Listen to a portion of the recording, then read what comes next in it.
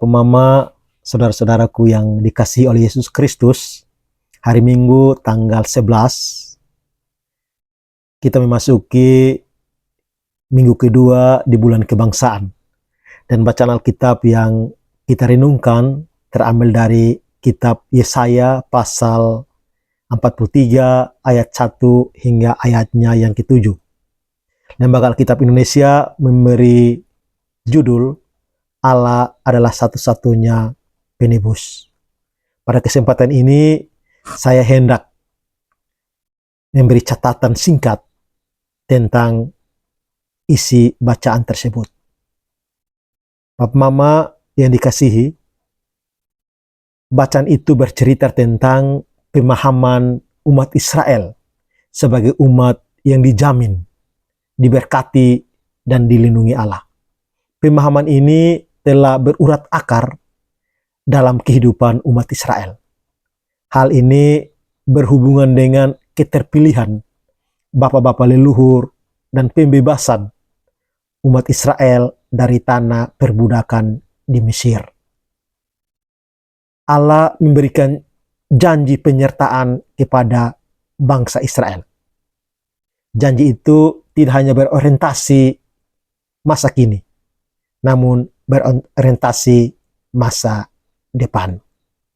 Kitab Yesaya pasal 1 sampai pasal 66, para penafsir Perjanjian Lama membaginya dalam 3 bagian, dan setiap bagian diberi nama masing-masing. Seorang penafsir dari Jerman yang bernama Bernard Doom, dia memberi nama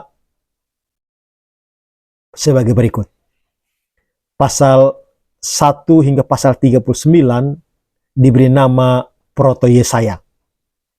Itu diperkirakan berasal dari masa pra pembuangan.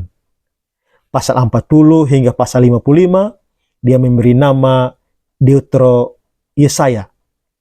Diperkirakan pada masa pembuangan. Dan pasal 56 hingga pasal 66 dia memberi nama Trito Yesaya yang diperkirakan berasal dari pasca pembuangan.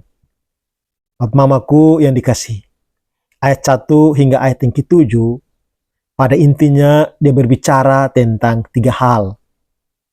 Yang pertama, Allah menjamin bangsa Israel walaupun mereka hidup di tengah-tengah bangsa lain, walaupun mereka berada dalam pembuangan. Allah menjamin dan membawa pulang mereka kembali ke tanah Israel. Dan yang kedua, Allah yang memilih bangsa Israel dan menjadikan mereka berharga di mata Tuhan. Itu bukan karena kehebatan bangsa Israel, bukan karena keistimewaan bangsa Israel, tapi hanya semata-mata karena kasih Allah kepada bangsa Israel. Dan yang ketiga, Allah mau menegaskan bahwa dialah Allah yang menciptakan, dialah Allah yang membebaskan, dan dialah Allah yang memelihara dan membawa pulang bangsa Israel dari tanah pembuangan. Itu 3 hal yang sebenarnya ditekankan dalam teks itu. Kita berada dalam bulan kebangsaan. Dari teks itu kita mau berefleksi bahwa Tuhan Allah yang memelihara bangsa Indonesia. Dia berjanji akan terus menyertai bangsa ini. Kita belajar dari peristiwa tahun-tahun yang lalu.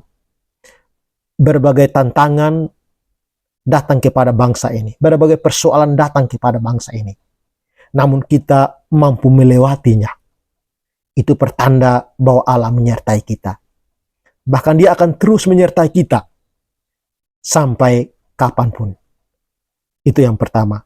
Yang kedua, Allah yang memilih bangsa ini dan menjadikan bangsa yang berharga di matanya.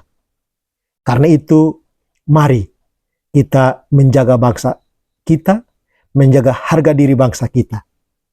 Sebagai anak-anak bangsa, mari kita menjaga harga diri kita masing-masing. Karena kita berharga di mata Tuhan.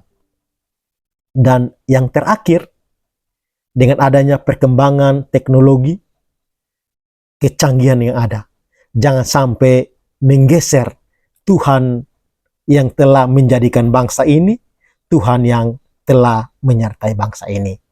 Sekian dan terima kasih.